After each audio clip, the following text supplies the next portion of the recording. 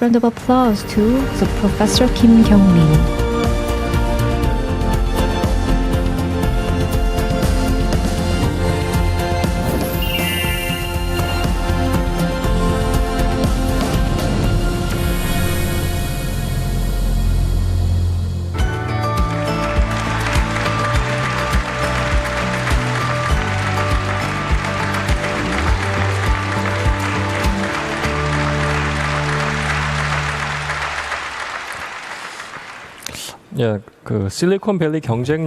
No one would disagree that the competitiveness of Silicon Valley represents the competitiveness of the U.S. Likewise, the strength of Paris reflects France's national strengths, and Tokyo's competitiveness is that of Japan. But in Korea, the moment we talk about the competitiveness of Seoul, or more broadly, the Greater Seoul area, we often hear a familiar pushback. What about balanced regional development? In this graph, the blue bars shows changes in Seoul's GRDP, and the red line shows its growth rate. And so you can see there is a growth. The absolute figures are still high. Seoul remains the economic heart of Korea. However, if we look closely, the growth rate has been steadily declining. We often hear talks of a Seoul Republic, implying that everything is becoming too concentrated in the capital. But is that really the case? The red line here shows Seoul's share of the national GDP. It used to be in the mid to high 20% range, but now it's in the low 20s. Seoul's share has actually been decreasing. While Seoul's GRDP share is declining, what's more interesting is that the share of the broader capital region continues to rise. It has grown from around 47% in the early 1990s to about 53% today. If we include Chungnam, what we might call the Greater Capital Region, the figure approaches 60%. This shows that the real economic and industrial geography has already expanded. A new large-scale metropolitan network centered on Seoul is emerging. According to the Global Power City Index, GPCI, published annually by the Mori Foundation in Japan, Seoul ranks 6th overall among 48 global cities, a true global superstar city.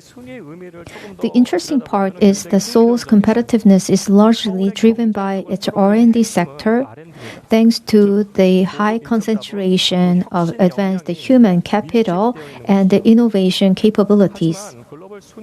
But R&D is the only category in which Seoul ranks in the global top 10. In other areas, economy, cultural exchange, quality of life, environment, and accessibility, Seoul falls outside the top tier. Another key indicator, Kearney's Global Cities Index (GCI), ranks Seoul 11th among 156 cities worldwide, a solid ranking. But since 2008, while most major Asian cities have climbed, only Hong Kong and Seoul have declined in their rankings. This suggests that our potential is being held back by urban systems and structures that cannot keep up with the pace of change. We often call Seoul a mega-city, but compared to other global cities, its physical size is small. Cities like Beijing, Shanghai, London, Tokyo, and New York operate across much broader living zones. To compete with them, we must move beyond the narrow administrative boundary of Seoul and start thinking in terms of the Greater Seoul area, extending into the surrounding metropolitan region and even into Chungnam province.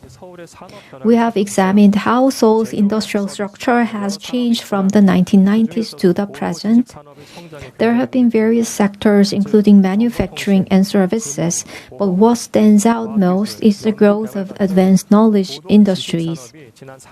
In other words, sectors such as information and communications, finance and insurance, science and technology, and R&D have shown remarkable growth in Seoul over the past 30 years. Seoul has evolved into a platform where knowledge and innovation specialization accumulate.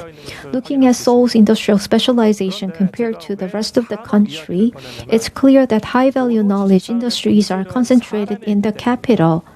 And the reason I'm emphasizing this is because the core of such industries is people.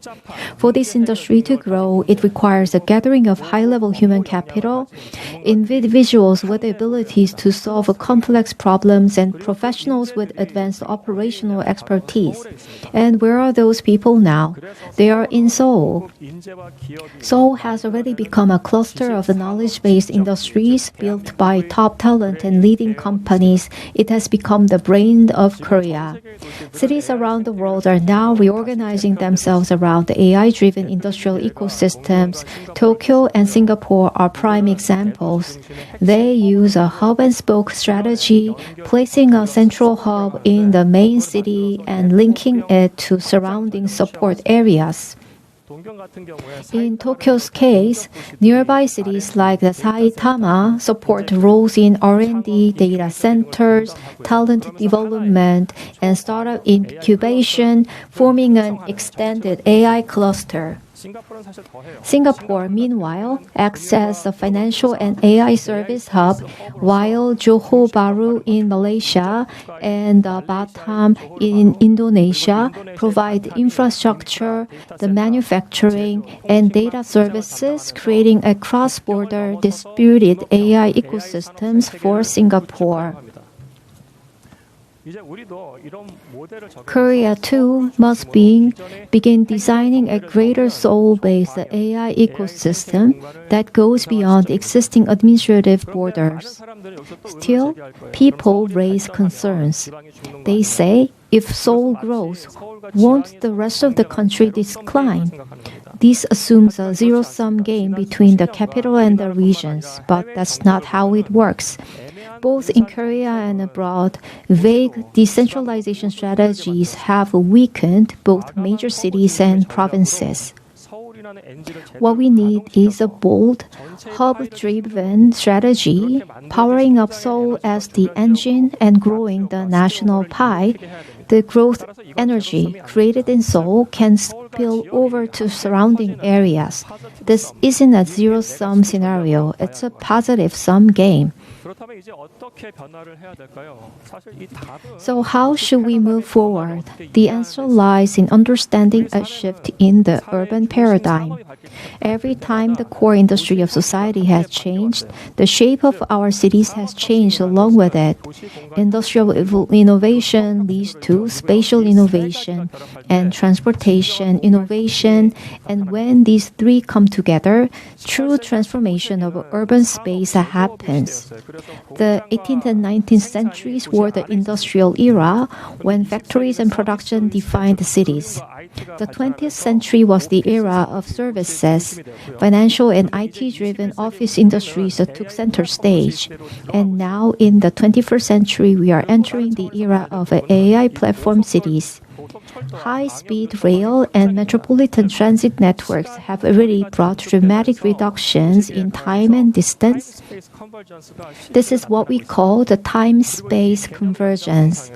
In this context, British urbanist Professor Peter Hall said in a 2009 interview, Korea is not like the US as a whole. It's more like England. Cities like Busan should be developed as a regional hub, so like Manchester or Cardiff, each taking on specific roles. This entire country of Korea can be seen as forming a single megacity region. In short, what Professor Peter Hall emphasized was this: the true competitive unit of the future is a mega region centered on a superstar city and the link to surrounding urban nodes. And in fact, the mega region that Peter Hall described is already taking place in Korea. The rapid expansion of a high-speed transport transport is reorganizing our living areas. The graph on the left shows the population flow from Chungcheong province to Seoul, and it's significant. But the graph on the right shows that population movement from Seoul to Chungcheong is also increasing. Similar trends are seen in commuting data as well. More people are commuting from Chungcheong to Seoul and from Seoul to Chungcheong. Business ties are deepening according to this commuting flow. Whether we feel it or not, the greater capital region has already begun and is continuing to grow stronger. Let's look at a nearby example, Japan. After the collapse of the bubble economy in the 1990s, Japan carried out decentralization policies aimed at easing congestion in the capital region. But what was the result? The policies lacked impact. So, Obuchi cabinet began shifting direction. Their idea was to define Tokyo as the engine of growth. Japan adopted a capital center development strategy that spreads energy from Tokyo across the country. Let's take a look at a short video. 천천히 비어가고 있는 일본의 지방 도시들. 그런데 다른 곳에서 도시가 도시를 끌어당기고 있었습니다. 사람이 몰리고 경제가 살아나고 점차 그 에너지를 확장하기 시작한 일본의 대도시. 그렇게 도쿄, 나고야, 오사카는 연결되기 시작했습니다. 日本はもうずっと1990年代から不況が続いていたので、その中で特に東京ではオフィスがかなり老朽化もしていましたし、数もまだ当時足りないと言われていたので、規制緩和を通じて非常に大きな、そして新しいオフィスをどんどん提供するってことが、中央政府それから東京都によっても推進されたと。 도시 경쟁력이 곧 국가 경쟁력이라는 생각으로 이들은 도쿄를 중심으로 한 초강력 생활권을 만들기 시작했습니다. 이는 도쿄, 나고야, 오사카를 하나로 잇는 메가시티 계획으로 이어졌는데요. 400km의 거리를 하나의 생활권으로 묶는 프로젝트. 그 중심엔 리니어 신칸센이 있었습니다. リニア新幹線が通ると当然世の中がガラッと変わるわけで、東京名古屋が40分になります。で大阪はその先ですけども1時間ちょっとになる。40分ってことは東京の郊外都市より近くなるんですね。 그렇다면 일본은 대체 왜 대도시들을 연결하고 도시를 더욱 키우려는 걸까요? 日本はこれまでそういった東京に経済活動や人口が集中することに対してそれは良くないと。ですからその人々をなるべく地方に移住させたりあるいは地方に留めさせたりするということが非常に重要だと思っていろいろな政策をやってきたんですけども、それは残念ながら今日に至るまでなかなかうまくいってないというのが実情です。2035年に東京名古屋がつながると名古屋が東京の郊外になるっていうことが分かっていて、そうすると名古屋と東京はお互いに名古屋は非常に製造業が強いので違う機能でお互いに補完し合うことが起きるだろうと思っています。 결국 도시에 집중하기로 한 일본. 도시 경쟁력이 곧 국가 경쟁력이라는 생각으로 이들은 도쿄를 재개발하기 시작했습니다. 이게 교통 혁신하고 업무 공간과 관련된 공간 혁신이 같이 일어났다고 보시면 될 것 같아요. 그러면서 이 약간의 좀 이노베이션하고 연결이 돼요. 그래서 예를 들어서 구글 같은 경우에도 지금 이 스트림 건물에 일본 본사가 있어서 IT라든지 좀 혁신적인 회사들을 모으려는 입지시키려는 노력들을 계속 하고 있어요. 재개발은 단순히 건물을 새로 짓는 데서 그치지 않았습니다. 도로는 건물 아래로 지나가고 사람과 일의 흐름은 멈추지 않도록 재탄생했죠. 국가의 최고 도시가 거기서의 가장 중요한 경쟁력의 핵심인데 지금 시점에서 우리가 봐야 될 부분은 동경이 성장을 해서 일본 경제에 도움이 되는 건 우리가 알았다면은 지방 균형 발전을 유지를 하되 서울의 발전 전략 같은 것들을 지금 심각하게 고민할 때라고 생각을 합니다.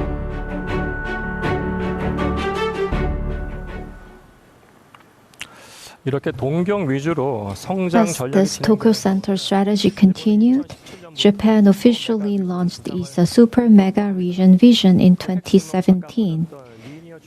So the heart of this plan is the linear Chuo Shinkansen, a high-speed rail connecting Tokyo and Osaka in about 1 hour.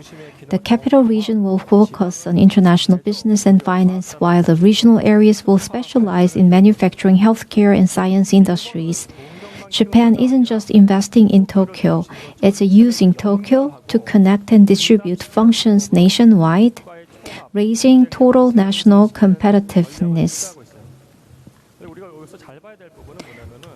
And we need to note that the distance from Tokyo to Osaka is about 400 kilometers. From Seoul to Busan is only about 330 kilometers.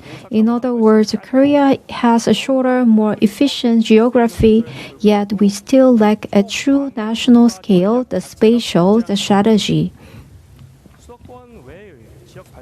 Outside the capital region, we can look to Germany as a model for regional development. Germany strategically nurtured hidden champions, small but strong firms in various regions. These were supported not just by business policies, but by an integrated ecosystem involving academia, government, finance, and local communities. This connected local capabilities and led to the rise of globally competitive small cities. It's a community-based economic activation model, and it doesn't conflict with a capital center strategy. Let's take a look at another video from the field in Germany. 독일의 도시들은 생활권 안에서의 일터와 산업, 그리고 지역 경제를 Cities 중심으로 in 움직이고 Germany are 있었는데요. connecting the jobs and community. 우리는 그 비밀을 알기 위해 하노버를 And 찾았습니다. we visited Hanover to find the secret to the success of cities, and the local governments makes various decisions. And it is very important to fairly distribute the training and education opportunities to various regions. 교육과 충분한 일자리, 이것이 첫 번째 Sufficient jobs are the secret to success of small cities, and hidden champions or the successful and the solid small and the medium-sized companies are key to this vibrant economy. And I have 3 children, and they are all the board members of the company. And Germany has many family companies, and they are very loyal to the cities, and this trend is getting stronger over time. The key to German education is vocational training. Schools and companies work together so that the students can learn the on-the-job training at school and also in enterprise setting. And we have a strong collaboration, the foundation, the linking the companies and schools, and the companies providing vocational trainings eventually hire young people in the region. So young people do not have to leave their hometown to find job. And also the provinces have their own universities in Germany, and it's the key to the job creation and education, and therefore proper healthcare service is being provided. So this is the world's leading the neuroscience center, and the quality of the city is backed by the strong healthcare service. And we wanted to make a positive development in 2 directions. First, we plan the best diagnosis system, which is as advanced as possible. And the second goal is to gather all the world's leading experts. That's why the German population is fairly evenly distributed, and also the healthcare institutions are evenly distributed across the country. Professor Haberi is Europe's best cardiologist, and he conducted the surgery for the Chinese Prime Minister and also the President of Russia. So the many people come to Hanover to get the surgeries.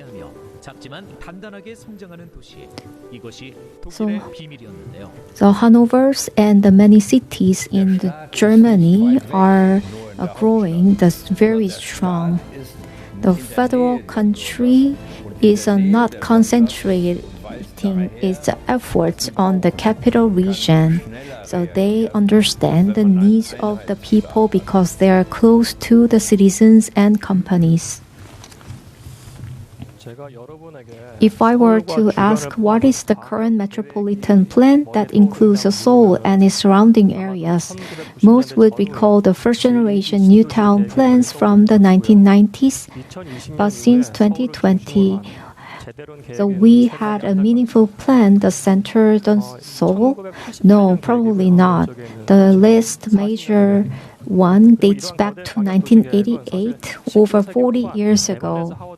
Even during the Japanese colonial era, there was the Greater Gyeongsang Plan, and also these large-scale metropolitan plans were influenced by the Evan Edgar Howard's Garden City model from the late 19th century.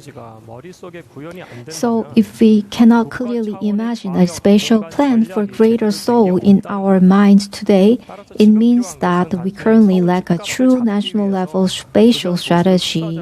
What we need now is not simply to absorb surrounding cities to control Seoul housing prices, but to design a Greater Seoul strategy as a hub for Korea's 21st century economic growth.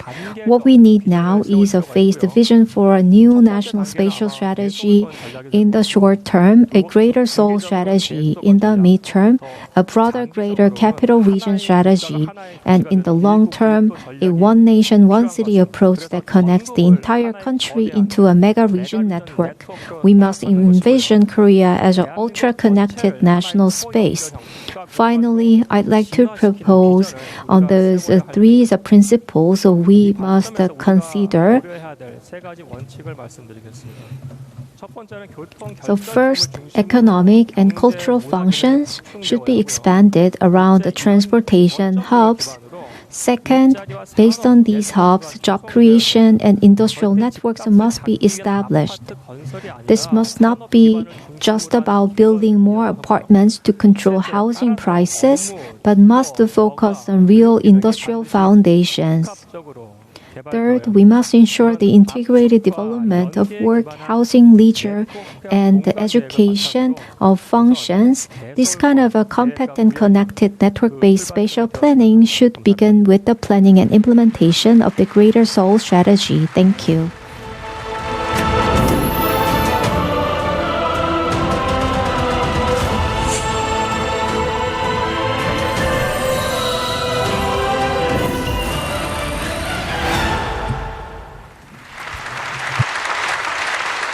네, 김경민 교수님 강연 잘 들었습니다. Thank you for the insightful lecture. While you were speaking, we received a large number of questions from our audience. So I'm going to ask the first question. That you emphasized that the need for a 21st century Greater Seoul strategy, but to move beyond the simple Seoul versus non-Seoul framework and actually build a national level network spatial plan, what foundational step need to come first? As I mentioned, so we need to transform the transportation system, and the railway renovation should come first, and the high-speed train. So it is being built over time, and what happens is, so now the Tokyo and the Nagoya are connected within the 40 minutes. And they now think that Tokyo embraces Nagoya, and Nagoya has a strong manufacturing base. And the people think that Nagoya will be as the mega city over time because of its connectivity to Tokyo. I'm not talking about the apartment and residential places. We need to think about the the functions that cities have. And recent real estate policies have focused heavily on controlling rising housing prices in Seoul and the capital region. And from a real estate perspective, how would you explain the 21st century Greater Seoul strategy? And even if we have a networked region, wouldn't Seoul and the capital area still remain only dominant? So if Seoul is not the center, so which city should be the center? And in today's world, superstar cities are growing dominantly.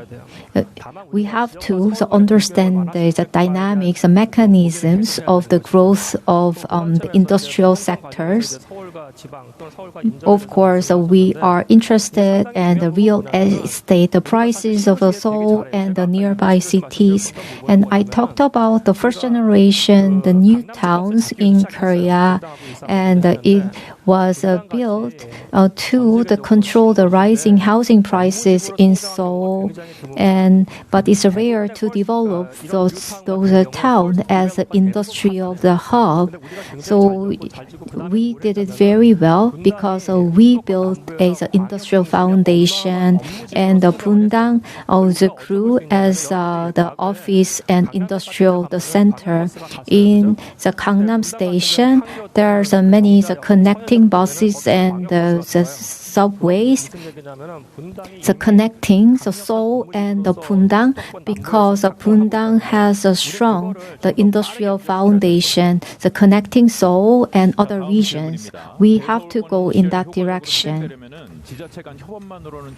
And the collaboration between local governments will not be enough to implement the Greater Seoul vision. And what kind of a governance we will need going forward? So what kind of a mechanism will be effective? So there's a long way to implement a big administrative transition. So in 1936 in Japan, So Seoul, the transition was being carried out, connecting the Seoul and the current North Korean region. There's Seoul and the Hwanghae province, and we can overcome these boundary issues with the leadership. And of course, administrative, the district change will be really hard because it is related to the electric district. So the central governments need to take the leadership to implement this change. And the population's decline is very distinct in the small cities. It's really hard to find the jobs in small cities. So how can we solve these problems? I think this is a big challenge, and it's also my personal assignment to take on. In the 19th century and the 19th century, it was the manufacturing era, and 20th century was IT and finance, and we are entering the AI revolution era, and so we need well-educated neighbors. Then we have a talent pool in the provinces.